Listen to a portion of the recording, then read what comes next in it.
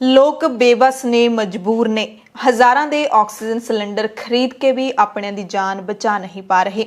ਹਸਪਤਾਲਾਂ ਦੇ ਘਟੀਆ ਸਿਹਤ ਪ੍ਰਬੰਧਾਂ ਕਰਕੇ ਵੀ ਆਪਣੇ ਮਰ ਰਹੇ ਜੀਆਂ ਨੂੰ ਦੇਖ ਕੇ ਮਹਿੰਗੇ ਭਾੜੇ ਵਾਲੀਆਂ ਐਂਬੂਲੈਂਸਾਂ ਬੁਲਾ ਕੇ ਹਸਪਤਾਲਾਂ ਦੇ ਵਿੱਚ ਜਾਣ ਨੂੰ ਮਜਬੂਰ ਨੇ ਕਿ ਸ਼ਾਇਦ ਆਪਣੇ ਮਿੱਤਰ ਪਿਆਰਿਆਂ ਦੀ ਜਾਨ ਬਚਾ ਸਕਣ, ਪਰ ਜ਼ਿਆਦਾਤਰ ਕਫਨ ਦੇ ਵਿੱਚ ਲਪੇਟੀਆਂ ਹੋਈਆਂ ਅਰਥੀਆਂ ਦੇ ਨਾਲ ਹੀ ਮੁੜਦੇ ਨੇ। कोरोना कारण देश भर विच हो रही मौतां सिर्फ बीमारी कारण हो रही मौतां ने जां फिर कतल ने? अज दे प्राइम टाइम दे विच खास चर्चा करांगे। सत श्री अकाल जी। दा खालस टीवी देखने वाले सारे दर्शकों का बहुत बहुत स्वागत है। पंजाब, भारत अते दुनिया भर दे प्राइम टाइम दे नाल मैं हरशरण कौर। अज दे प्राइम टाइम दे विच पहलां कल दी प्राइम टाइम लोक राय दा नतीजा जान लैने आ। कल दी लोक राय सी कि करोना के मौजूदा हालातां दे चलदियां की पंजाब च सारियां दुकानां खुलणियां चाहीदियां ने जां फिर बंद होणियां चाहीदियां ने। तां 5% साडे दर्शकों ने कहा कि खुलणियां चाहीदियां ने ते 95% दर्शकों ने कहा कि बंद होणियां चाहीदियां ने। अज दी प्राइम टाइम लोक राय है कि कोविड दौरान दवाइयां दी काला बाजारी तो नाराज दिल्ली हाई कोर्ट ने कहा कि देश वासियों की नैतिकता का पतन हो गया, जिहड़े इस दौर दे विच भी दवाइयां दी काला बाजारी कर रहे ने, ऑक्सीजन सिलेंडरां दी काला बाजारी कर रहे ने। ਕੀ ਤੁਸੀਂ ਵੀ ਇਹਨਾਂ ਲੋਕਾਂ ਨੂੰ ਇਹੀ ਕਹੋਗੇ ਕਿ ਨੈਤਿਕਤਾ ਦਾ ਪਤਨ ਹੋ ਗਿਆ? ਜੇ ਤੁਸੀਂ ਹਾਈ ਕੋਰਟ ਦੇ ਇਸ ਬਿਆਨ ਦੇ ਨਾਲ ਸਹਿਮਤ ਹੋ ਤਾਂ ਹਾਂ ਜਾਂ ਯੈਸ ਦੇ ਵਿੱਚ ਉੱਤਰ ਦਿਓ। ਜੇ ਤੁਸੀਂ ਸਹਿਮਤ ਨਹੀਂ ਹੋ ਤਾਂ ਨਾ ਜਾਂ ਨੋ ਦੇ ਵਿੱਚ ਉੱਤਰ ਦਿਓ।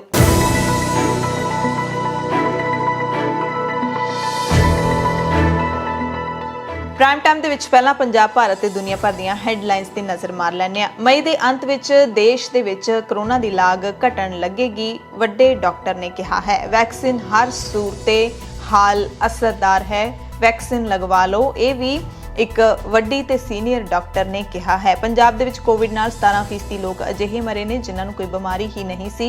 नौजवानां दे उत्ते भी असर पा रही है बीमारी। 4 दिनां दे विच पंजाब च 4 सरकारी डॉक्टरां ने अस्तीफा दे दिता है। विदेशी मदद दे विचों पंजाब नूं भी निगुणा हिस्सा मिल गया है। मैडिकल कॉलेजां ते हस्पतालां दे विच कोरोना ਮਰੀਜ਼ਾਂ ਦੇ ਵਾਸਤੇ ਬੈੱਡਾਂ ਦੀ ਸਮਰੱਥਾ 25% ਵਧਾਈ ਜਾਏਗੀ। ਪੰਜਾਬ ਦੇ ਵਿੱਚ ਗਿਆਨ ਸਾਗਰ ਹਸਪਤਾਲ ਦੇ ਵਿੱਚ ਮਰੀਜ਼ ਦੀ ਮੌਤ ਤੋਂ ਬਾਅਦ ਪਰਿਵਾਰ ਵਾਲੇ ਭੜਕ ਗਏ, ਸੜਕ ਜਾਮ ਕਰ ਦਿੱਤੀ, ਅਣਗਹਿਲੀ ਦਾ ਇਲਜ਼ਾਮ ਲਾਇਆ। ਡੀਜੀਪੀ ਦਿਨਕਰ ਗੁਪਤਾ ਨੇ ਦੱਸਿਆ ਹੈ ਕਿ ਪੰਜਾਬ ਦੇ ਵਿੱਚ ਕੋਰੋਨਾ ਨਿਯਮਾਂ ਦੀ ਉਲੰਘਣਾ ਕਰਨ ਵਾਲੇ ਲੋਕਾਂ ਦੇ ਖਿਲਾਫ 3 ਦਿਨਾਂ ਦੇ ਵਿੱਚ ਕਿੰਨੇ ਚਲਾਨ ਕੱਟੇ ਗਏ ਨੇ ਤੇ 600 ਤੋਂ ਵੱਧ ਲੋਕਾਂ ਨੂੰ ਗ੍ਰਿਫਤਾਰ ਕੀਤਾ ਗਿਆ ਹੈ। ਪੰਜਾਬ ਸਰਕਾਰ ਨੇ 2 ਨੋਡਲ ਅਧਿਕਾਰੀਆਂ ਨੂੰ ਨਿਯੁਕਤ ਕੀਤਾ, ਜਿਹੜੇ ਕਿ ਪੰਜਾਬ ਦੀਆਂ ਸਰਹੱਦਾਂ ਦੇ ਉੱਤੇ ਇਹ ਦੇਖਣਗੇ ਕਿ ਜਿਹੜੀ ਵਿਦੇਸ਼ਾਂ ਦੇ ਵਿੱਚੋਂ ਪੰਜਾਬ ਨੂੰ ਮਦਦ ਆ ਰਹੀ ਹੈ ਉਹਨਾਂ ਨੂੰ ਕੋਈ ਟੈਕਸ ਨਾ ਦੇਣਾ ਪਵੇ। ਕਰੋਨਾ ਕਾਰਨ ਪੰਜਾਬ ਦੇ ਬਲੱਡ ਬੈਂਕ ਖਾਲੀ ਹੋਣ ਲੱਗੇ ਨੇ ਤੇ ਪੰਜਾਬ ਵਾਸੀਆਂ ਨੂੰ ਇਹ ਕਿਹਾ ਜਾ ਰਿਹਾ ਹੈ ਕਿ ਟੀਕਾ ਲਗਵਾਉਣ ਤੋਂ ਪਹਿਲਾਂ ਤੁਸੀਂ ਖੂਨਦਾਨ ਜ਼ਰੂਰ ਕਰ ਦਿਓ, ਕਿਉਂਕਿ ਟੀਕਾ ਲਵਾਉਣ ਤੋਂ 45 ਤੋਂ 60 ਦਿਨਾਂ ਦੇ ਅੰਦਰ ਖੂਨਦਾਨ ਨਹੀਂ ਕਰ ਸਕਦੇ। ਇਸ ਦੇ ਨਾਲ ਹੋਰ ਬਿਮਾਰੀਆਂ ਦੇ ਜਿਹੜੇ ਮਰੀਜ਼ ਨੇ ਉਹਨਾਂ ਨੂੰ ਸਮੱਸਿਆ ਦਾ ਸਾਹਮਣਾ ਕਰਨਾ ਪਵੇਗਾ। ਚੰਡੀਗੜ੍ਹ ਦੇ ਵਿੱਚ ਸ਼ਰਾਬ ਦੇ ਠੇਕੇ ਵੀ ਨਹੀਂ ਖੁੱਲਣਗੇ, ਦੁਕਾਨਾਂ ਵੀ ਨਹੀਂ ਖੁੱਲਣਗੀਆਂ, ਪ੍ਰਸ਼ਾਸਨ ਨੇ ਸਾਫ਼ ਕਰ ਦਿੱਤਾ ਹੈ। ਚੰਡੀਗੜ੍ਹ ਦੇ ਹਸਪਤਾਲਾਂ ਦੇ ਵਿੱਚ ਬੈੱਡ ਖਤਮ ਹੋਣ ਦੀ ਕਗਾਰ ਤੇ ਨੇ। ਲੋਕਾਂ ਨੂੰ ਕਿਹਾ ਗਿਆ ਕਿ ਬਿਨਾਂ ਮਤਲਬ ਹਸਪਤਾਲਾਂ ਵੱਲ ਨਾ ਭੱਜੋ। ਸਕੂਲੀ ਬੱਸਾਂ ਵਿਕਣ ਦੀ ਨੌਬਤ ਆ ਗਈ ਹੈ, ਕਿਉਂਕਿ ਸਕੂਲ ਬੰਦ ਹੋਣ ਕਰਕੇ ਬੱਸਾਂ ਦੇ ਮਾਲਕ ਨੇ ਜਿਹੜੇ ਉਹ ਕਿਸ਼ਤਾਂ ਵੀ ਨਹੀਂ ਤਾਰ ਪਾ ਰਹੇ। 4000 ਡਰਾਈਵਰ ਤੇ ਅਟੈਂਡੈਂਟ ਕੱਢ ਦਿੱਤੇ ਗਏ ਨੇ ਸਕੂਲਾਂ ਦੇ ਵਿੱਚੋਂ। ਦਿਹਾੜੀ ਵੀ ਨਹੀਂ ਮਿਲ ਰਹੀ ਕਿਉਂਕਿ ਲੋਕਡਾਊਨ ਲੱਗਿਆ ਹੋਇਆ। ਪੰਜਾਬ ਦੇ ਵਿੱਚ ਤਹਿਸੀਲਦਾਰਾਂ ਨੇ ਆਪਣੀ ਹੜਤਾਲ ਨੂੰ ਮੁਲਤਵੀ ਕਰ ਦਿੱਤਾ ਹੈ। ਤਾਮਿਲਨਾਡੂ ਦੇ ਸਰਕਾਰੀ ਹਸਪਤਾਲ ਦੇ ਵਿੱਚ ਆਕਸੀਜਨ ਦੀ ਘਾਟ ਕਾਰਨ 13 ਮਰੀਜ਼ਾਂ ਦੀ ਮੌਤ ਹੋ ਗਈ ਹੈ। ਗੁਰੂਗ੍ਰਾਮ ਦੇ ਹਸਪਤਾਲ ਦੇ ਵਿੱਚ ਵੀ ਆਕਸੀਜਨ ਖਤਮ ਹੋਣ ਤੋਂ ਬਾਅਦ 6 ਕਰੋਨਾ ਮਰੀਜ਼ਾਂ ਦੀ ਮੌਤ ਹੋ ਗਈ। ਡਾਕਟਰ ਕੰਟੀਨ ਦੇ ਵਿੱਚ ਜਾ ਕੇ ਲੁਕ ਗਏ। ਕੇਰਲਾ ਤੇ ਹਿਮਾਚਲ ਦੇ ਵਿੱਚ ਲੋਕਡਾਊਨ ਦਾ ਐਲਾਨ ਕਰ ਦਿੱਤਾ ਗਿਆ ਹੈ। ਮੱਧ ਪ੍ਰਦੇਸ਼ ਦੇ ਵਿੱਚ ਵੀ 15 ਮਈ ਤੱਕ ਸਖਤ ਜਨਤਾ ਕਰਫਿਊ ਲਾਉਣ ਦਾ ਐਲਾਨ ਕਰ ਦਿੱਤਾ ਗਿਆ ਹੈ। ਆਰਐਲਡੀ ਦੇ ਪ੍ਰਧਾਨ ਤੇ ਸਾਬਕਾ ਕੇਂਦਰੀ ਮੰਤਰੀ ਚੌਧਰੀ ਅਜੀਤ ਸਿੰਘ ਦੀ ਕੋਰੋਨਾ ਕਾਰਨ ਮੌਤ ਹੋ ਗਈ ਹੈ। ਅਮਰੀਕਾ ਨੇ ਆਪਣੇ ਨਾਗਰਿਕਾਂ ਨੂੰ ਭਾਰਤ ਨਾ ਜਾਣ ਦੇ ਲਈ ਮੁੜ ਤੋਂ ਕਹਿ ਦਿੱਤਾ ਹੈ। ਸ਼੍ਰੀਲੰਕਾ ਨੇ ਵੀ ਭਾਰਤ ਤੋਂ ਆਉਣ ਵਾਲਿਆਂ ਤੇ ਪਾਬੰਦੀ ਲਾ ਦਿੱਤੀ ਹੈ।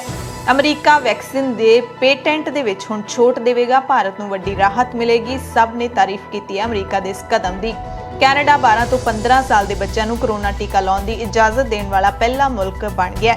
ਆਈਪੀਐਲ ਦੇ ਕਾਰਨ ਭਾਰਤ ਦੇ ਵਿੱਚ ਫਸੇ ਆਸਟ੍ਰੇਲੀਆਈ ਕ੍ਰਿਕਟਰਸ ਨੂੰ ਮਾਲਦੀਵ ਭੇਜ ਦਿੱਤਾ ਗਿਆ ਹੈ। ਜਦੋਂ ਤੱਕ ਆਸਟ੍ਰੇਲੀਆ ਪਾਬੰਦੀਆਂ ਨਹੀਂ ਹਟਾਏਗਾ, ਮਾਲਦੀਵਸ ਦੇ ਵਿੱਚ ਵੀ ਉਹਨਾਂ ਨੂੰ ਰਹਿਣਾ ਪਵੇਗਾ। ਸੁਪਰੀਮ ਕੋਰਟ ਨੇ ਕਿਹਾ ਕਿ ਤੀਸਰੀ ਲਹਿਰ ਦੀ ਚਰਚਾ ਹੋ ਰਹੀ ਹੈ ਤੇ ਸਰਕਾਰ ਪਹਿਲਾਂ ਹੀ ਇਸ ਨਾਲ ਨਜਿੱਠਣ ਦੀ ਤਿਆਰੀ ਕਰ ਲਵੇ। ਵਾਰਾਣਸੀ ਦੇ ਵਿੱਚ ਕੋਰੋਨਾ ਵਾਇਰਸ ਦੇ 27 ਲੋਕ ਕਹਿ ਰਹੇ ਨੇ ਕਿ ਮੋਦੀ ਤੇ ਯੋਗੀ ਨੇ ਸਾਨੂੰ ਰੱਬ ਆਸਰੇ ਛੱਡ ਦਿੱਤਾ ਹੈ। ਵਾਰਾਣਸੀ ਪ੍ਰਧਾਨ ਮੰਤਰੀ ਨਰਿੰਦਰ ਮੋਦੀ ਦਾ ਸੰਸਦੀ ਹਲਕਾ ਹੈ।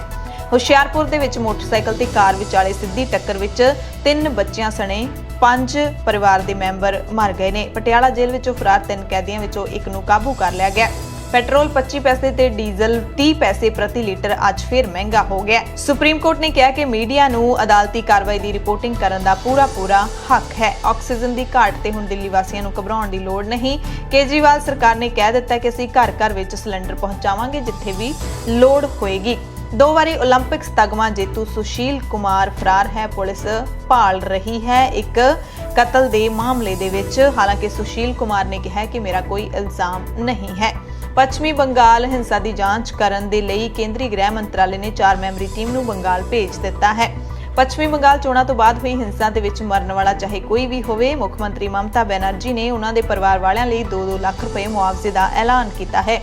ਮਮਤਾ ਬੈਨਰਜੀ ਨੇ ਇਹ ਵੀ ਕਿਹਾ ਹੈ ਕਿ ਬੀਜੇਪੀ ਦੇ ਲੀਡਰਾਂ ਨੂੰ ਹਾਰ ਨਹੀਂ ਹਜ਼ਮ ਹੋ ਰਹੀ। ਹੁਣ ਪੱਛਮੀ ਬੰਗਾਲ ਦੇ ਵਿੱਚ ਆ ਕੇ ਲੋਕਾਂ ਨੂੰ ਭੜਕਾ ਰਹੇ ਨੇ, ਉਕਸਾ ਰਹੇ ਨੇ ਤਾਂ ਕਿ ਪੱਛਮੀ ਬੰਗਾਲ ਦੇ ਵਿੱਚ ਰਾਸ਼ਟਰਪਤੀ ਰਾਜ ਲਾਗੂ ਹੋ ਸਕੇ। ਕੇਜਰੀਵਾਲ ਨੇ ਆਕਸੀਜਨ ਦੇ ਮੁੱਦੇ ਤੇ ਪ੍ਰਧਾਨ ਮੰਤਰੀ ਮੋਦੀ ਨੂੰ ਚਿੱਠੀ ਲਿਖ ਕੇ ਧੰਨਵਾਦ ਕੀਤਾ ਹੈ ਕਿ ਆਕਸੀਜਨ ਸਾਡੀ ਲੋੜ ਮੁਤਾਬਕ ਦੇਣ ਲਈ ਅਸੀਂ ਤੁਹਾਡੇ ਆਭਾਰੀ ਹਾਂ। ਫਿਲੀਪਾਈਨਸ ਦੇ ਰਾਸ਼ਟਰਪਤੀ ਨੇ ਕਿਹਾ ਕਿ ਆਪਣਾ ਕੋਰੋਨਾ ਦਾ ਟੀਕਾ ਵਾਪਸ ਲੈ ਜਾਓ, ਮੈਂ ਲਗਵਾ ਕੇ ਗਲਤੀ ਕੀਤੀ ਹੈ। ਇਮਰਾਨ ਖਾਨ ਨੇ ਪਾਕਿਸਤਾਨੀ ਰਾਜਦੂਤਾਂ ਨੂੰ ਝਾੜ ਲਾਈ ਹੈ। ਭਾਰਤੀ ਰਾਜਦੂਤਾਂ ਦੀ ਤਾਰੀਫ ਕੀਤੀ ਹੈ, ਕਿਹਾ ਕਿ ਤੁਸੀਂ ਵਿਦੇਸ਼ੀ ਮੁਲਕਾਂ ਦੇ ਵਿੱਚ ਰਹਿ ਰਹੇ ਪਾਕਿਸਤਾਨੀਆਂ ਦਾ ਕੋਈ ਧਿਆਨ ਨਹੀਂ ਰੱਖਦੇ। ਭਾਰਤ ਤੇ ਯੂਕੇ ਦਰਮਿਆਨ ਇੱਕ ਸਮਝੌਤਾ ਹੋਇਆ ਜਿਸ ਤਹਿਤ 3000 ਭਾਰਤੀ ਨੌਜਵਾਨ ਹਰ ਸਾਲ ਯੂਕੇ ਜਾ ਸਕਣਗੇ ਤੇ ਇੰਨੇ ਹੀ ਯੂਕੇ ਤੋਂ ਭਾਰਤ ਆ ਸਕਣਗੇ। ਪਰ ਨਾਲ ਹੀ ਜਿਹੜੇ ਯੂਕੇ ਦੇ ਵਿੱਚ ਰਹਿ ਰਹੇ ਗੈਰ ਕਾਨੂੰਨੀ ਤੌਰ ਤੇ ਭਾਰਤੀ ਨੇ ਉਹਨਾਂ ਨੂੰ ਡਿਪੋਰਟ ਵੀ ਕੀਤਾ ਜਾਏਗਾ। ਨੇਪਾਲ ਦੇ ਵਿੱਚ ਓਲੀ ਸਰਕਾਰ ਤੋਂ ਬਹੁਮਤ ਖੁੱਸ ਗਿਆ।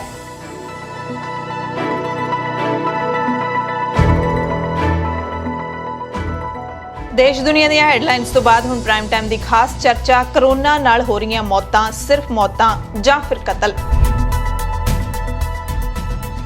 ਗੁੜਗਾਉਂ ਦੇ ਇੱਕ ਹਸਪਤਾਲ ਦੇ ਵਿੱਚ ਆਕਸੀਜਨ ਦੀ ਘਾਟ ਕਾਰਨ ਹੋਈਆਂ 6 ਮੌਤਾਂ ਤੋਂ ਬਾਅਦ ਕਾਂਗਰਸ ਦੇ ਵੱਡੇ ਲੀਡਰ ਰਾਹੁਲ ਗਾਂਧੀ ਨੇ ਕਿਹਾ ਸੀ ਇਹ ਮੌਤਾਂ ਨਹੀਂ ਕਤਲ ਹੈ। ਪਿਛਲੇ ਦਿਨੀ ਇਲਾਹਾਬਾਦ ਹਾਈ ਕੋਰਟ ਨੇ ਵੀ ਬੜੀ ਸਖਤ ਟਿੱਪਣੀ ਕੀਤੀ ਸੀ। ਹਾਈ ਕੋਰਟ ਨੇ ਕਿਹਾ ਸੀ ਕਿ ਹਸਪਤਾਲਾਂ ਦੇ ਵਿੱਚ ਆਕਸੀਜਨ ਦੀ ਸਪਲਾਈ ਦੀ ਕਮੀ ਕਾਰਨ ਕਰੋਨਾ ਮਰੀਜ਼ਾਂ ਦੀਆਂ ਮੌਤਾਂ ਹੋਣੀਆਂ ਗੰਭੀਰ ਅਪਰਾਧ ਹੈ ਤੇ ਇਹ ਕਿਸੇ ਕਤਲੇਆਮ ਤੋਂ ਘੱਟ ਨਹੀਂ ਹੈ। ਜਸਟਿਸ ਸਿਧਾਰਥ ਵਰਮਾ ਤੇ ਜਸਟਿਸ ਅਜੀਤ ਕੁਮਾਰ ਦੀ ਬੈਂਚ ਨੇ ਸੂਬੇ ਦੇ ਵਿੱਚ ਕਰੋਨਾ ਦੇ ਵੱਧ ਰਹੇ ਮਾਮਲਿਆਂ ਤੇ ਕੁਆਰੰਟੀਨ ਸੈਂਟਰਾਂ ਦੀ ਸਥਿਤੀ ਤੇ ਦਾਇਰ ਪਟੀਸ਼ਨ ਤੇ ਸੁਣਵਾਈ ਦੇ ਦੌਰਾਨ ਲਖਨਊ ਅਤੇ ਮੇਰਠ ਦੇ ਵਿੱਚ ਆਕਸੀਜਨ ਦੀ ਕਮੀ ਕਾਰਨ ਹੋਈਆਂ ਮੌਤਾਂ ਬਾਰੇ ਸੋਸ਼ਲ ਮੀਡੀਆ ਦੇ ਉੱਤੇ ਮਿਲੀਆਂ ਖਬਰਾਂ ਤੇ ਇਹ ਬਿਆਨ ਦਿੱਤਾ ਸੀ। ਅਦਾਲਤ ਨੇ ਕਿਹਾ ਸੀ ਕਿ ਅਸੀਂ ਕਰੋਨਾ ਮਰੀਜ਼ਾਂ ਨੂੰ ਮਰਦੇ ਵੇਖ ਕੇ ਦੁਖੀ ਹਾਂ। ਇਹ ਉਹਨਾਂ ਲੋਕਾਂ ਵੱਲੋਂ ਕੀਤੇ ਕਤਲੇਆਮ ਤੋਂ ਘੱਟ ਨਹੀਂ ਹੈ ਜਿਨ੍ਹਾਂ ਉੱਤੇ ਆਕਸੀਜਨ ਦਾ ਪ੍ਰਬੰਧ ਕਰਨ ਦੀ ਜ਼ਿੰਮੇਵਾਰੀ ਹੈ। ਅਸੀਂ ਆਪਣੇ ਲੋਕਾਂ ਨੂੰ ਮਰਨ ਲਈ ਕਿਵੇਂ ਛੱਡ ਸਕਦੇ ਹਾਂ ਜਦ ਕਿ ਵਿਗਿਆਨ ਇੰਨਾ ਵਿਕਸਿਤ ਹੈ ਕਿ ਅੱਜ ਦਿਲ ਦਾ ਟ੍ਰਾਂਸਪਲਾਂਟ ਤੇ ਦਿਮਾਗ ਦੀ ਸਰਜਰੀ ਵੀ ਕੀਤੀ ਜਾ ਰਹੀ ਹੈ। ਹਾਈ ਕੋਰਟ ਨੇ ਜਿਹੜਾ ਇਹ ਕਿਹਾ ਕਿ ਇਹ ਉਹਨਾਂ ਲੋਕਾਂ ਵੱਲੋਂ ਕੀਤੇ ਕਤਲੇਆਮ ਤੋਂ ਘੱਟ ਨਹੀਂ ਹੈ ਜਿਨ੍ਹਾਂ ਉੱਤੇ ਆਕਸੀਜਨ ਦਾ ਪ੍ਰਬੰਧ ਕਰਨ ਦੀ ਜ਼ਿੰਮੇਵਾਰੀ ਹੈ ਤੇ ਆਕਸੀਜਨ ਦਾ ਪ੍ਰਬੰਧ ਕਰਨ ਦੀ ਜ਼ਿੰਮੇਵਾਰੀ ਸਿਰਫ ਤੇ ਸਿਰਫ ਸਰਕਾਰਾਂ ਦੀ ਹੁੰਦੀ ਹੈ। ਮੁੱਖ ਜ਼ਿੰਮੇਵਾਰੀ ਕੇਂਦਰ ਸਰਕਾਰ ਦੀ ਹੈ। ਸਰਕਾਰੀ ਅੰਕੜਿਆਂ ਦੇ ਮੁਤਾਬਿਕ ਪੂਰੇ ਭਾਰਤ ਦੇ ਵਿੱਚ ਇਸ ਵਕਤ 35,66,398 ਐਕਟਿਵ ਕੇਸ ਨੇ। 2,30,168 ਮੌਤਾਂ ਹੋ ਚੁੱਕੀਆਂ ਨੇ। ਜਦੋਂ ਤੋਂ ਕਰੋਨਾ ਆਇਆ ਹੈ ਉਦੋਂ ਤੋਂ ਲੈ ਕੇ ਹੁਣ ਤੱਕ ਇਹ ਸਿਰਫ ਸਰਕਾਰੀ ਅੰਕੜੇ ਨੇ। ਲੰਘੇ 24 ਘੰਟਿਆਂ ਦੇ ਵਿੱਚ 4.25 ਲੱਖ ਤੋਂ ਵੱਧ ਕੇਸ ਅਤੇ ਕਰੀਬ 4,000 ਮੌਤਾਂ ਦੀ ਕੇਂਦਰੀ ਸਿਹਤ ਮੰਤਰਾਲੇ ਨੇ ਪੁਸ਼ਟੀ ਕੀਤੀ ਹੈ। ਜਦਕਿ ਸ਼ਮਸ਼ਾਨ ਘਾਟਾਂ ਦੇ ਵਿੱਚ ਹੋ ਰਹੇ ਅੰਤਿਮ ਸੰਸਕਾਰ ਇਹਨਾਂ ਸਰਕਾਰੀ ਅੰਕੜਿਆਂ ਦਾ ਮੂੰਹ ਚੜਾਉਂਦੇ ਨੇ ਬਹੁਤ ਹੀ ਬੁਰੀ ਤਰ੍ਹਾਂ ਦੇ ਨਾਲ। ਸਵਾਲ ਵੱਡਾ ਹੈ ਤੇ ਅਹਿਮ ਹੈ ਕਿ ਕੀ ਭਾਰਤ ਦੇ ਵਿੱਚ ਕਰੋਨਾ ਨਾਲੋਂ ਕਿਤੇ ਵੱਧ ਖਤਰਨਾਕ ਸਿਹਤ ਸੇਵਾਵਾਂ ਦੀ ਮਿਸਮੈਨੇਜਮੈਂਟ ਹੈ। ਤਰਾਸਦੀ ਹੈ ਕਿ ਇਸ ਮੁਲਕ ਦੇ ਵਿੱਚ ਚੋਣ ਰੈਲੀਆਂ ਦੇ ਵਿੱਚ ਲੋਕਾਂ ਦੀ ਜਾਨ ਨੂੰ ਛਿੱਕੇ ਤੇ ਟੰਗ ਕੇ ਛਾਤੀ ਚੌੜੀ ਕਰਕੇ ਵੱਡੇ ਲੀਡਰ ਰੈਲੀਆਂ ਕਰਦੇ ਰਹਿੰਦੇ ਨੇ। ਸਿਹਤ ਸਹੂਲਤਾਂ ਪ੍ਰਤੀ ਸਰਕਾਰ ਦੀ ਜਵਾਬਦੇਹੀ ਬਿਲਕੁਲ ਹੀ ਜ਼ੀਰੋ ਹੈ। ਇਸੇ ਦਰਮਿਆਨ ਹੀ ਲੋਕਾਂ ਨੂੰ ਇਹ ਵੀ ਕਿਹਾ ਜਾ ਰਿਹਾ ਹੈ ਕਿ ਤੀਜੀ ਲਹਿਰ ਚੱਲਣ ਦੇ ਲਈ ਤਿਆਰ ਰਹੋ। A phase 3 is inevitable given the high levels of circulating virus, but it's not clear on what time scale this phase 3 will occur. Hopefully incrementally, but we should prepare for new waves. Previous infections and vaccines will cause adaptive pressure on the virus for new kinds of changes which try to escape it, and therefore we should be prepared by scientifically to take care of that. ਇਸ ਸਵਾਲ ਦਰਅਸਲ ਕਿਉਂ ਉੱਠ ਰਿਹਾ ਹੈ ਕਿ ਮੌਤਾਂ ਨੇ ਜਾਂ ਫਿਰ ਕਤਲ ਹੈ? क्योंकि पूरे देश ਦੇ ਵਿੱਚ कोरोना वायरस ਦੀ जो लहर ਚੱਲ ਰਹੀ ਹੈ बहुत ही खतरनाक साबित हो रही है। ਚਾਰੇ ਪਾਸੇ ਮੌਤਾਂ ਦਾ ਹੀ ਮੰਜ਼ਰ ਹੈ। ਸ਼ਾਇਦ ਇਸ ਮੁਲਕ ਦੇ ਵਿੱਚ ਕੋਈ ਵੀ ਅਜਿਹਾ ਪਰਿਵਾਰ ਨਹੀਂ ਬਚਿਆ ਹੋਣਾ ਜਿਸ ਦੇ ਪਰਿਵਾਰ ਦੇ ਵਿੱਚ ਰਿਸ਼ਤੇਦਾਰਾਂ ਦੇ ਵਿੱਚ ਅੱਗੇ ਦੀ ਅੱਗੇ ਕਿਸੇ ਨੂੰ ਮੌਤ ਦੀ ਖਬਰ ਨਾ ਮਿਲੀ ਹੋਵੇ। ਸੰਸਾਰ ਦਾ ਕੋਈ ਵਰਗ ਨਹੀਂ ਬਚਿਆ ਜਿਹੜਾ ਕੋਰੋਨਾ ਦੀ ਜ਼ਦ ਹੇਠਾਂ ਨਾ ਆਇਆ ਹੋਵੇ। ਸੰਸਾਰ ਦਾ ਕੋਈ ਹਿੱਸਾ ਨਹੀਂ ਬਚਿਆ। ਇਸ ਦੌਰ ਦੇ ਵਿੱਚ ਸਿਹਤ ਸੇਵਾਵਾਂ ਦਾ ਜੋ ਹਸ਼ਰ ਭਾਰਤ ਵਾਸੀਆਂ ਨੇ ਦੇਖਿਆ ਉਹ ਕਿਸੇ ਵੀ ਅੱਖ ਤੋਂ ਲੁਕਿਆ ਨਹੀਂ ਰਿਹਾ। ਇਨਸਾਨ ਨੇ ਸੋਚਿਆ ਵੀ ਨਹੀਂ ਸੀ ਕਿ ਕੋਰੋਨਾ ਕਾਰਨ ਬੀਤੇ ਸਾਲ 2020 ਨੂੰ ਕੋਸਣਾ 2021 ਦੇ ਵਿੱਚ ਹੋਰ ਵੀ ਭਿਆਨਕ ਹੋ ਜਾਏਗਾ। ਲੋਕ ਅਕਸਰ ਹੀ ਕਹਿੰਦੇ ਸੁਣੇਗੇ ਕਿ 2020 ਹੈ ਜਿਹੜਾ ਉਹ ਇਸ ਸਦੀ ਦਾ ਮਨਹੂਸ ਸਾਲ ਰਿਹਾ ਹੈ। ਪਰ 2021 ਨੇ ਜਿਵੇਂ ਮੌਤਾਂ ਦਾ ਮੰਜ਼ਰ ਦੇਖਿਆ ਹੈ ਉਹ ਸ਼ਾਇਦ ਹੁਣ ਹੋਰ ਹੀ ਇਤਿਹਾਸ ਲਿਖ ਰਿਹਾ ਹੈ। ਕੋਰੋਨਾ ਨੇ ਖਾਸ ਕਰਕੇ ਸਾਡੇ ਮੁਲਕ ਦੇ ਜਾਨ ਬਚਾਉਣ ਦੇ ਤਕਰੀਬਨ ਸਾਰੇ ਅੰਦਾਜ਼ੇ ਫੇਲ ਕਰ ਦਿੱਤੇ ਨੇ। ਸਭ ਤੋਂ ਵੱਧ ਮਾਰ ਸਿਹਤ ਸੇਵਾਵਾਂ ਦੀ ਘਾਟ ਅਤੇ ਮਿਸਮੈਨੇਜਮੈਂਟ ਦੇ ਕਾਰਨ ਆਮ ਇਨਸਾਨ ਨੇ ਝੱਲੀ ਹੈ। ਹਾਲਾਂਕਿ ਕੋਈ ਵੀ ਵਰਗ ਅਜਿਹਾ ਨਹੀਂ ਹੈ ਜਿਸ ਨੂੰ ਜਾਨ ਬਚਾਉਣ ਦੇ ਲਈ ਤਰਸਣਾ ਨਾ ਪਿਆ ਹੋਵੇ। ਪੈਸੇ ਜੇਬ ਦੇ ਵਿੱਚ ਹੁੰਦਿਆਂ ਸੁੰਦਿਆਂ ਇਸ ਦੌਰ ਨੇ ਲੋਕ ਆਪਣੀ ਜਾਨ ਬਚਾਉਣ ਦੇ ਲਈ ਤੜਫਦੇ ਦਿਖਾ ਦਿੱਤੇ ਨੇ। ਹਾਈ ਕੋਰਟ, ਸੁਪਰੀਮ ਕੋਰਟ ਤੇ ਬੀਜੇਪੀ ਦੇ ਵਿਰੋਧੀ ਜਿਹੜੀਆਂ ਪਾਰਟੀਆਂ ਹੈਗੀਆਂ ਨੇ ਉਹਨਾਂ ਦੇ ਲੀਡਰਾਂ ਨੇ ਆਪਣੇ ਟਵੀਟਸ ਦੇ ਵਿੱਚ ਇਹ ਜ਼ਿਕਰ ਕੀਤਾ ਹੈ ਕਿ ਸਰਕਾਰ ਦਾ ਧਿਆਨ ਲੋਕਾਂ ਦੀ ਜਾਨ ਮਾਲ ਦੀ ਰਾਖੀ ਕਰਨ ਦੀ ਥਾਂ ਹੋਰ ਚੀਜ਼ਾਂ ਦੇ ਉੱਤੇ ਵਧੇਰੇ ਹੈ। ਅਦਾਲਤਾਂ ਨੇ ਸਖਤ ਟਿੱਪਣੀਆਂ ਕੀਤੀਆਂ ਨੇ ਪਰ ਬਾਵਜੂਦ ਇਹਨਾਂ ਸਭ ਬਿਆਨਾਂ ਦੇ ਟਿੱਪਣੀਆਂ ਦੇ ਸਰਕਾਰ ਦੇ ਹਾਲਾਤ ਬਹੁਤੇ ਸੁਧਰੇ ਨਹੀਂ ਜਾਪਦੇ। ਸਿਹਤ ਸਹੂਲਤਾਂ ਪ੍ਰਤੀ ਸਰਕਾਰ ਦੀ ਜਵਾਬਦੇਹੀ ਜ਼ੀਰੋ ਸਾਬਿਤ ਹੋ ਰਹੀ ਹੈ। ਸਰਕਾਰ ਚੋਣ ਰੈਲੀਆਂ ਮੁੱਕਦਿਆਂ ਹੀ ਲੋਕਾਂ ਨੂੰ ਪਾਬੰਦੀਆਂ ਲਾ ਕੇ ਡੱਕਣ ਤੱਕ ਸੀਮਿਤ ਰਹਿ ਗਈ ਹੈ। ਚੋਣ ਰੈਲੀਆਂ ਦੇ ਵਿੱਚ ਵੱਡੇ ਇਕੱਠ ਤੇ ਵੱਡੀ ਭੀੜ ਦੇਖ ਕੇ ਲੋਕਾਂ ਨੂੰ 2 ਗਜ਼ ਦੀ ਦੂਰੀ ਤੇ ਘਰੇ ਰਹਿਣ ਦੀਆਂ ਸਲਾਹਾਂ ਵੰਡਣ ਵਾਲੀ ਸਰਕਾਰ ਅਕਲੋਂ ਖਾਲੀ ਦਿਸ ਰਹੀ ਹੈ ਕਿਉਂਕਿ ਉਹੀ ਸਰਕਾਰ ਵੱਡੀਆਂ ਰੈਲੀਆਂ ਵਿੱਚ ਵੱਡੇ ਲੋਕਾਂ ਦੇ ਇਕੱਠ ਨੂੰ ਸੰਬੋਧਨ ਕਰਦੀ ਦਿਖਾਈ ਦਿੱਤੀ ਹੈ ਬਿਨਾਂ ਮਾਸਕ ਤੋਂ। ਲੋਕਾਂ ਦੀ ਜਾਨ ਨੂੰ ਛਿੱਕੇ ਤੇ ਟੰਗ ਕੇ ਸਿਆਸੀ ਮੈਦਾਨ ਫਤਿਹ ਕਰਨ ਦੀਆਂ ਇਹ ਜਿਹੜੀਆਂ ਕੋਝੀਆਂ ਹਰਕਤਾਂ ਸ਼ਰੇਆਮ ਸਭ ਨੇ ਦੇਖੀਆਂ ਨੇ। पहले जब आया तब तो मेरे लिए वोट मांगता था, फिर भी 1/4 लोग भी नहीं थे सभा में। आज चारों तरफ मैंने ऐसी सभा पहली बार देखी है जी, पहली बार देखी है। ਸੋ ਜਿਹੜਾ ਇਹ ਸਵਾਲ ਉੱਠ ਰਿਹਾ ਹੈ ਕਿ ਮੌਤਾਂ ਜਾਂ ਕਤਲ, ਇਹਦੇ ਵਿੱਚ ਸਭ ਤੋਂ ਵੱਡਾ ਜਿਹੜਾ ਮੁੱਦਾ ਹੈ ਆਕਸੀਜਨ ਦੀ ਘਾਟ ਦਾ ਹੈ। ਆਕਸੀਜਨ ਦੀ ਘਾਟ ਕਾਰਨ ਜਿਹੜੀਆਂ ਮੌਤਾਂ ਹੋ ਰਹੀਆਂ ਨੇ ਲੋਕਾਂ ਦੀਆਂ, ਉਸ ਕਰਕੇ ਇਹਨਾਂ ਮੌਤਾਂ ਨੂੰ ਕਤਲ ਕਿਹਾ ਜਾ ਰਿਹਾ ਹੈ ਅਦਾਲਤਾਂ ਦੇ ਵੱਲੋਂ ਤੇ ਲੀਡਰਾਂ ਦੇ ਵੱਲੋਂ। ਦੇਸ਼ ਦੇ ਸਾਰੇ ਸੂਬਿਆਂ ਦੇ ਵਿੱਚ ਕੋਰੋਨਾ ਤੇ ਆਕਸੀਜਨ ਦੀ ਘਾਟ ਨਾਲ ਲੋਕਾਂ ਦੀ ਜਾਨ ਗਈ ਹੈ। ਪਿਛਲੇ ਹਫ਼ਤੇ ਦੀ, ਸਿਰਫ ਇੱਕ ਹਫ਼ਤੇ ਦੀ ਜੇ ਆਪਾਂ ਗੱਲ ਕਰ ਲਈਏ ਤਾਂ 1 ਮਈ ਨੂੰ ਦਿੱਲੀ ਦੇ ਬੱਤਰਾ ਹਸਪਤਾਲ ਦੇ ਵਿੱਚ ਆਕਸੀਜਨ ਦੀ ਘਾਟ ਕਾਰਨ ਇੱਕ ਡਾਕਟਰ ਸਮੇਤ 8 ਮਰੀਜ਼ਾਂ ਦੀ ਜਾਨ ਚਲੀ ਗਈ ਸੀ। ਇਸੇ ਹਸਪਤਾਲ ਦੇ ਵਿੱਚ ਕਰੀਬ 300 ਮਰੀਜ਼ ਜੇਰੇ ਇਲਾਜ ਸਨ। ਹਾਲਾਤ ਇੱਥੋਂ ਤੱਕ ਪਹੁੰਚ ਗਏ ਕਿ ਹਾਈ ਕੋਰਟ ਨੂੰ ਵੀ ਇਹਨਾਂ ਮਾਮਲਿਆਂ ਦੇ ਵਿੱਚ ਬਿਆਨ ਦੇਣਾ ਪਿਆ। ਕੇਂਦਰ ਸਰਕਾਰ ਨੂੰ ਇਸ ਮਾਮਲੇ ਦੇ ਵਿੱਚ ਕਈ ਵਾਰੀ ਝਾੜ ਪਈ ਹੈ ਅਦਾਲਤਾਂ ਦੇ ਵੱਲੋਂ। ਅੰਮ੍ਰਿਤਸਰ ਦੀ ਗੱਲ ਕਰ ਲਈਏ, ਪੰਜਾਬ ਦੇ ਅੰਮ੍ਰਿਤਸਰ ਦੇ ਵਿੱਚ ਲੰਘੇ ਹਫ਼ਤੇ 6 ਮਰੀਜ਼ ਆਕਸੀਜਨ ਦੀ ਘਾਟ ਕਾਰਨ ਜਾਨ ਗਵਾ ਚੁੱਕੇ ਨੇ। ਹਾਲਾਂਕਿ ਸਾਬਿਤ ਨਹੀਂ ਹੋਇਆ ਕਿ ਆਕਸੀਜਨ ਦੀ ਘਾਟ ਕਾਰਨ, ਕਿਉਂਕਿ ਉਸ ਤੋਂ ਬਾਅਦ ਪ੍ਰਬੰਧਕ ਨੇ ਜਿਹੜੇ ਉਹ ਜ਼ਰੂਰ ਪਰਦੇ ਪਾ ਲੈਂਦੇ ਨੇ। ਚੇਨਈ ਦੇ ਸਰਕਾਰੀ ਚੇਂਗਲਾਪੱਟੂ ਮੈਡੀਕਲ ਕਾਲਜ ਦੇ ਵਿੱਚ ਲੰਘੇ ਮੰਗਲਵਾਰ ਨੂੰ ਰਾਤ ਵੇਲੇ ਆਕਸੀਜਨ ਮੁੱਕਣ ਕਾਰਨ 11 ਮਰੀਜ਼ਾਂ ਦੀ ਜਾਨ ਚਲੀ ਜਾਂਦੀ ਹੈ। ਹਾਲਾਂਕਿ ਹਸਪਤਾਲ ਦੇ ਅਧਿਕਾਰੀ ਕਹਿੰਦੇ ਨੇ ਕਿ ਸਾਡੇ ਕੋਲ ਆਕਸੀਜਨ ਦਾ ਪੂਰਾ ਭੰਡਾਰ ਸੀ।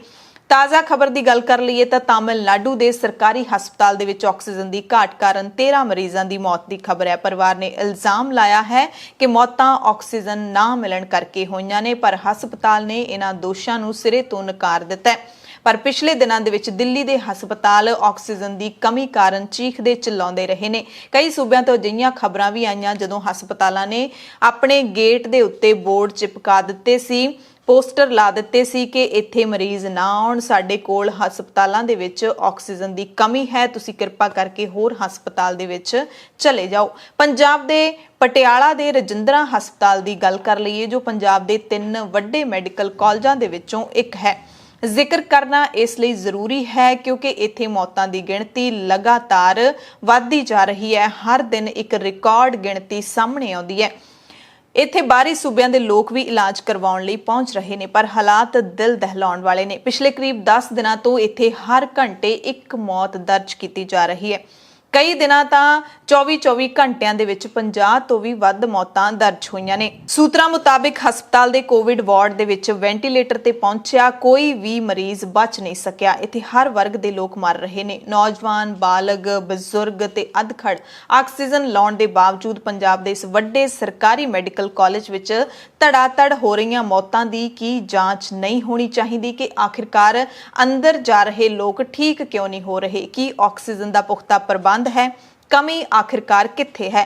ਸਾਡੇ ਸੂਤਰ ਇਹ ਵੀ ਦੱਸਦੇ ਨੇ ਕਿ ਹਸਪਤਾਲ ਸਟਾਫ ਦੇ ਵਿੱਚ ਜੇ ਕੋਈ ਪੋਜ਼ਿਟਿਵ ਪਾਇਆ ਜਾਂਦਾ ਹੈ, ਯਾਨੀ ਕਿ ਜੇ ਕੋਈ ਡਾਕਟਰ ਜਾਂ ਕੋਈ ਇੰਟਰਨ ਪੋਜ਼ਿਟਿਵ ਪਾਇਆ ਜਾਂਦਾ ਹੈ ਤਾਂ ਉਹ ਰਜਿੰਦਰਾ ਹਸਪਤਾਲ ਦੇ ਵਿੱਚ ਇਲਾਜ ਨਹੀਂ ਕਰਵਾਉਂਦਾ, ਉਹ ਆਪਣੇ ਇਲਾਜ ਕਰਵਾਉਣ ਦੇ ਲਈ ਬਾਹਰ ਜਾਂਦਾ ਹੈ। ਕੀ ਇੱਥੋਂ ਦੀਆਂ ਸਿਹਤ ਸਹੂਲਤਾਂ ਦੇ ਵਿੱਚ ਕੋਈ ਵੱਡੀ ਘਾਟ ਹੈ ਜੋ ਮਰੀਜ਼ਾਂ ਨੂੰ ਬਚਾਉਣ ਦੀ ਬਜਾਏ ਮੌਤ ਦੇ ਮੂੰਹ ਵੱਲ ਧੱਕ ਰਹੀ ਹੈ? ਇਸ ਗੱਲ ਦੀ ਜਾਂਚ ਹੋਣੀ ਤਾਂ ਬਹੁਤ ਜ਼ਰੂਰੀ ਹੈ।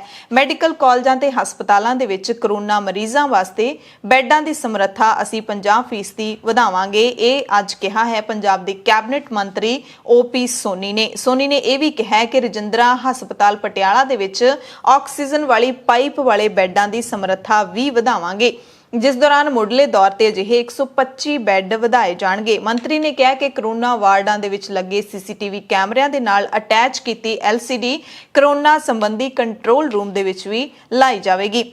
ਸਾਨੂੰ ਇਹ ਵੀ ਭਿਣਕ ਮਿਲੀ ਸੀ ਕਿ ਰਜਿੰਦਰਾ ਹਸਪਤਾਲ ਦਾ ਕੋਵਿਡ ਵਾਰਡ ਹੈ ਜਿਹੜਾ ਉਹ ਬੱਚਿਆਂ ਦੇ ਇਲਾਜ ਵਾਲੀ ਇਮਾਰਤ ਦੇ ਵਿੱਚ ਬਣਾਇਆ ਗਿਆ ਹੈ। ਬੈੱਡਾਂ ਦੇ ਨਾਲ ਜੋ ਆਕਸੀਜਨ ਦੀਆਂ ਪਾਈਪਾਂ ਜੋੜੀਆਂ ਗਈਆਂ ਨੇ ਉਹ ਬੱਚਿਆਂ ਦੇ ਸਰੀਰ ਦੀ ਲੋੜ ਮੁਤਾਬਿਕ ਘੱਟ ਸਪਲਾਈ ਸਮਰੱਥਾ ਵਾਲੀਆਂ ਨੇ, ਜਦ ਕਿ ਵੱਡੇ ਸਰੀਰ ਨੂੰ ਲੋੜ ਮੁਤਾਬਿਕ ਵੱਧ ਆਕਸੀਜਨ ਸਪਲਾਈ ਚਾਹੀਦੀ ਹੁੰਦੀ ਹੈ। ਜੇ ਸੱਚਮੁੱਚ ਇੰਨੀ ਵੱਡੀ ਅਣਗਹਿਲੀ ਹੈ ਤਾਂ ਇਸ ਦੀ ਜਾਂਚ ਜ਼ਰੂਰ ਹੋਣੀ ਚਾਹੀਦੀ ਹੈ। ਸਿਹਤ ਵਿਭਾਗ ਨੂੰ ਜ਼ਰੂਰ ਨੋਟਿਸ ਲੈਣਾ ਚਾਹੀਦਾ ਹੈ। ਹਾਲਾਂਕਿ ਅਜਿਹਾ ਹੋ ਰਿਹਾ ਹੈ ਜਾਂ ਨਹੀਂ ਹੋ ਰਿਹਾ, ਇਸ ਦਾ ਦਖਾਲਸ ਟੀਵੀ ਕੋਈ ਵੀ ਦਾਅਵਾ ਨਹੀਂ ਕਰਦਾ, ਕੋਈ ਪੁਸ਼ਟੀ ਨਹੀਂ ਕਰਦਾ। ਹਰਿਆਣਾ ਦੇ ਗੁਰੂਗ੍ਰਾਮ ਦੇ ਇੱਕ ਹਸਪਤਾਲ ਦਾ ਜ਼ਿਕਰ ਕਰਨਾ ਬਹੁਤ ਜ਼ਰੂਰੀ ਹੈ ਕਿਉਂਕਿ ਲੰਘੀ 30 ਅਪ੍ਰੈਲ ਨੂੰ ਗੁੜਗਾਉਂ ਦੇ ਇੱਕ ਨਿੱਜੀ ਹਸਪਤਾਲ ਦੇ ਵਿੱਚ ਹੈਰਾਨ ਕਰਨ ਵਾਲੀ ਘਟਨਾ ਵਾਪਰੀ ਹੈ।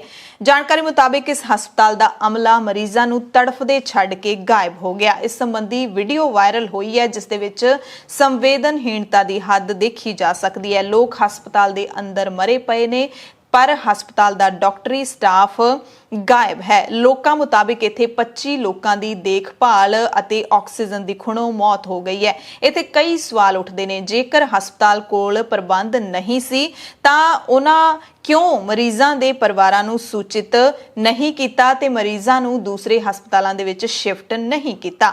ਆਪਣੀ ਨਲਾਇਕੀ ਦੇ ਕਾਰਨ ਜਾਂ ਫਿਰ ਸਿਹਤ ਸਹੂਲਤਾਂ ਦੀ ਕਮੀ ਦੇ ਕਾਰਨ ਮਰੀਜ਼ਾਂ ਨੂੰ ਮਰਦੇ ਦੌੜ ਕੇ ਇਸ ਤਰ੍ਹਾਂ ਛੱਡ ਜਾਣਾ ਕਿੱਥੋਂ ਦੀ ਇਨਸਾਨੀਅਤ ਹੈ? ਦੂਸਰੇ ਪਾਸੇ ਜੇ ਇੱਕ ਵਾਰੀ ਅਜਿਹੇ ਹਾਲਾਤ ਬਣ ਵੀ ਗਏ ਤਾਂ ਸਿਹਤ ਵਿਭਾਗ ਨੂੰ ਇਹਨਾਂ ਹਾਲਾਤਾਂ ਨੂੰ ਠੀਕ ਕਰਨ ਦੇ ਲਈ ਅਪੀਲ ਵੀ ਕੀਤੀ ਜਾ ਸਕਦੀ ਸੀ, ਜਾਂ ਫਿਰ ਹਸਪਤਾਲ ਦੇ ਵੱਲੋਂ ਇਹ ਵੀ ਕਿਹਾ ਜਾ ਸਕਦਾ ਸੀ ਕਿ ਅਸੀਂ ਇਲਾਜ ਕਰਨੋਂ ਸਮਰੱਥ ਹਾਂ, ਤੁਸੀਂ ਆਪਣੇ ਮਰੀਜ਼ਾਂ ਨੂੰ ਹੋਰ ਹਸਪਤਾਲਾਂ ਦੇ ਵਿੱਚ ਲੈ ਜਾਓ।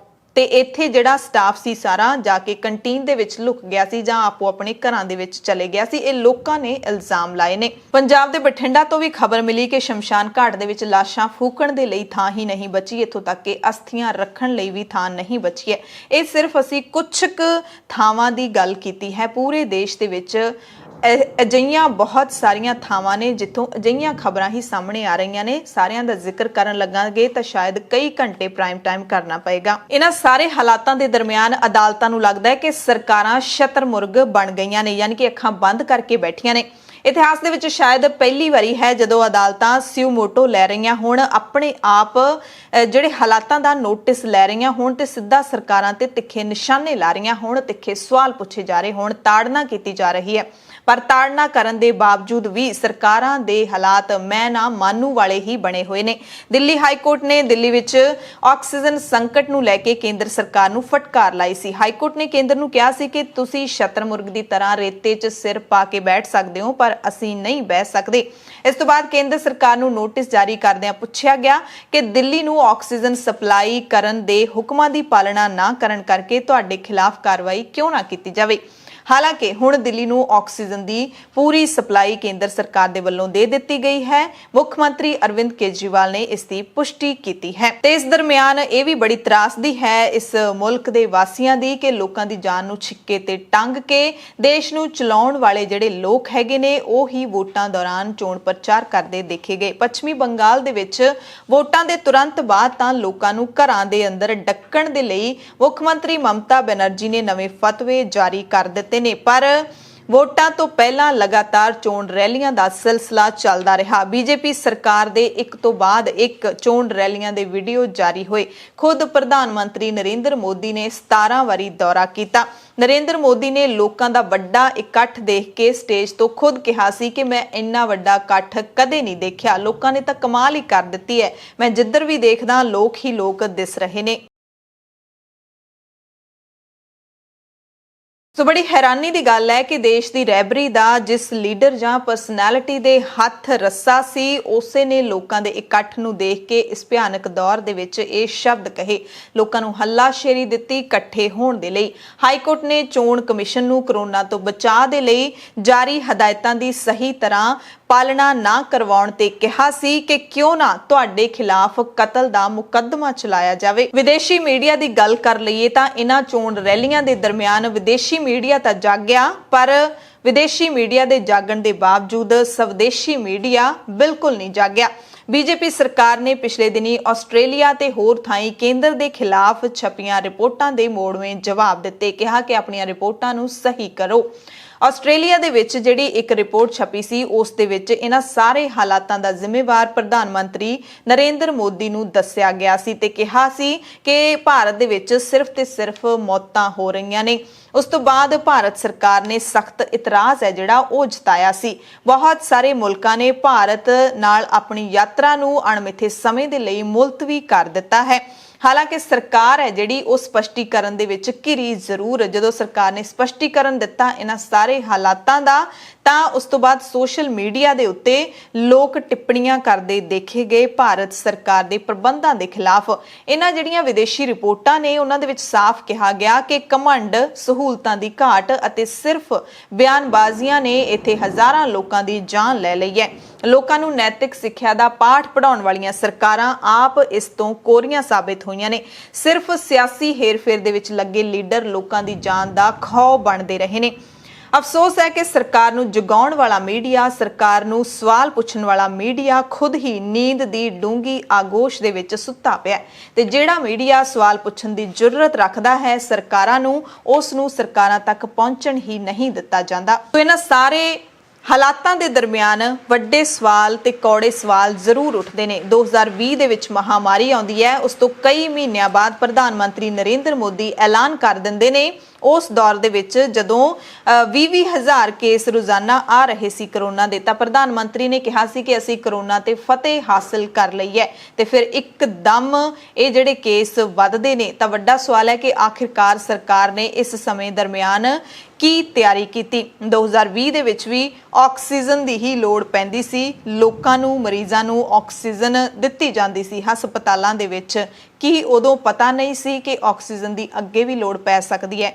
ਦੂਸਰੀ ਲਹਿਰ ਕਈ ਦੇਸ਼ਾਂ ਦੇ ਵਿੱਚ ਆ ਚੁੱਕੀ ਸੀ। ਸਿਹਤ ਮਾਹਿਰ ਕਹਿ ਵੀ ਚੁੱਕੇ ਸੀ ਕਿ ਦੂਸਰੀ ਲਹਿਰ ਇੱਥੇ ਵੀ ਆਏਗੀ, ਪਰ ਉਸ ਦੀ ਕੀ ਤਿਆਰੀ ਕੀਤੀ ਗਈ? ਸਰਕਾਰ ਦੇ ਜਿਹੜੇ ਮਾਹਿਰ ਡਾਕਟਰ ਨੇ ਇੰਨੇ ਅਵੇਸਲੇ ਹੋ ਕੇ ਕਿਵੇਂ ਚੱਲ ਪਏ ਕਿ ਦੂਸਰੀ ਲਹਿਰ ਦੀਆਂ ਗੱਲਾਂ ਦੇ ਦਰਮਿਆਨ ਜਿਹੜੀਆਂ ਪਰੇਸ਼ਾਨੀਆਂ ਆਉਣੀਆਂ ਸੀ ਉਹਨਾਂ ਨਾਲ ਨਜਿੱਠਣ ਦੇ ਲਈ ਕੀ ਕੀਤਾ ਗਿਆ? ਕੋਈ ਕਦਮ ਕਿਉਂ ਨਹੀਂ ਚੁੱਕਿਆ ਗਿਆ? ਜੇਕਰ ਕਰੋਨਾ ਦੀ ਦੂਸਰੀ ਲਹਿਰ ਦੇ ਵਿੱਚ ਆਕਸੀਜਨ ਦੀ ਘਾਟ ਪੈਦਾ ਹੋਣੀ ਤੈਅ ਸੀ ਤਾਂ ਸਰਕਾਰ ਨੇ ਇਸ ਦੀ ਤਿਆਰੀ ਪਹਿਲਾਂ ਕਿਉਂ ਨਹੀਂ ਕੀਤੀ?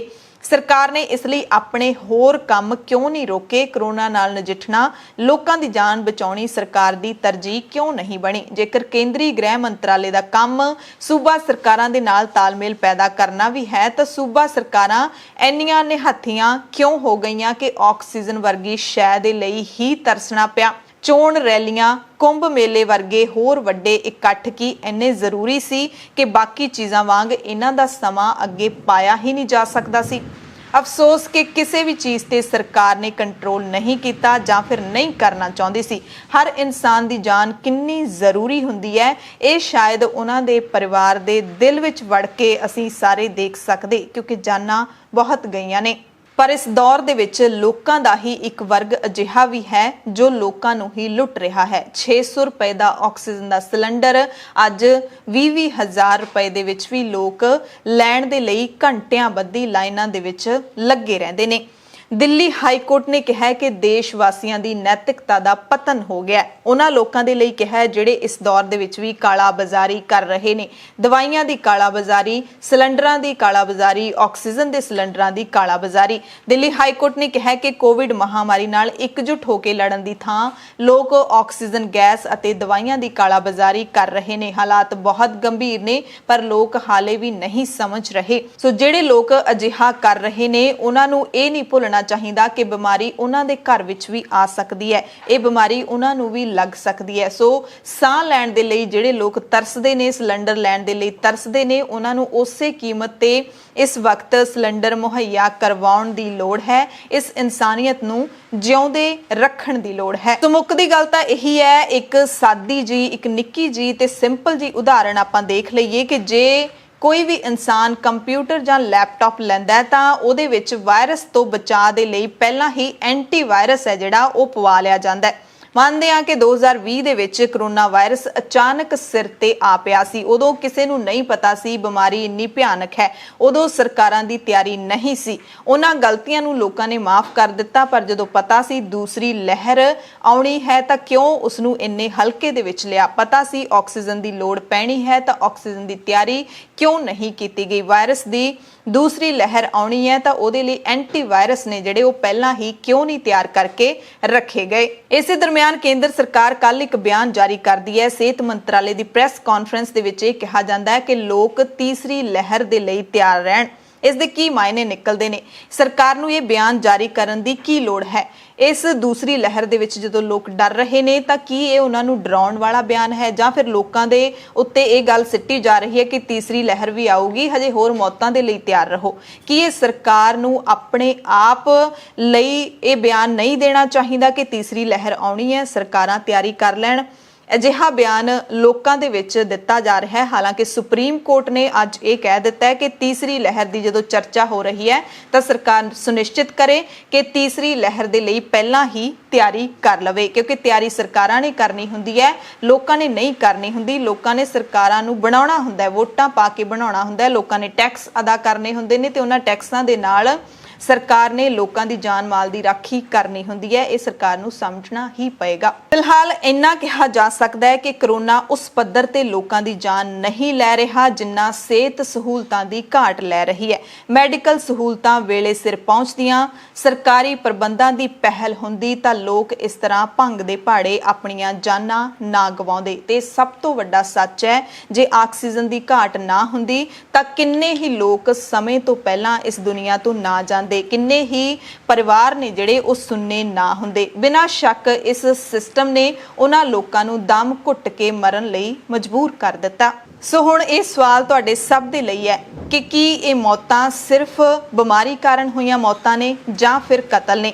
ਅਫਸੋਸ ਹੈ ਕਿ ਇਹਨਾਂ ਕਤਲਾਂ ਦੇ ਲਈ ਨਾ ਤਾਂ ਕਿਸੇ ਨੂੰ ਸਜ਼ਾ ਮਿਲੇਗੀ ਤੇ ਨਾ ਹੀ ਇਸ ਦੇ ਲਈ ਅਦਾਲਤ ਲੱਗੇਗੀ। ਕੱਲ ਦੇ ਪ੍ਰਾਈਮ ਟਾਈਮ ਦੇ ਵਿੱਚ ਮੁੜ ਮਿਲਾਂਗੇ, ਇੱਕ ਖਾਸ ਮੁੱਦੇ ਦੇ ਉੱਤੇ ਚਰਚਾ ਕਰਾਂਗੇ। ਧੰਨਵਾਦ।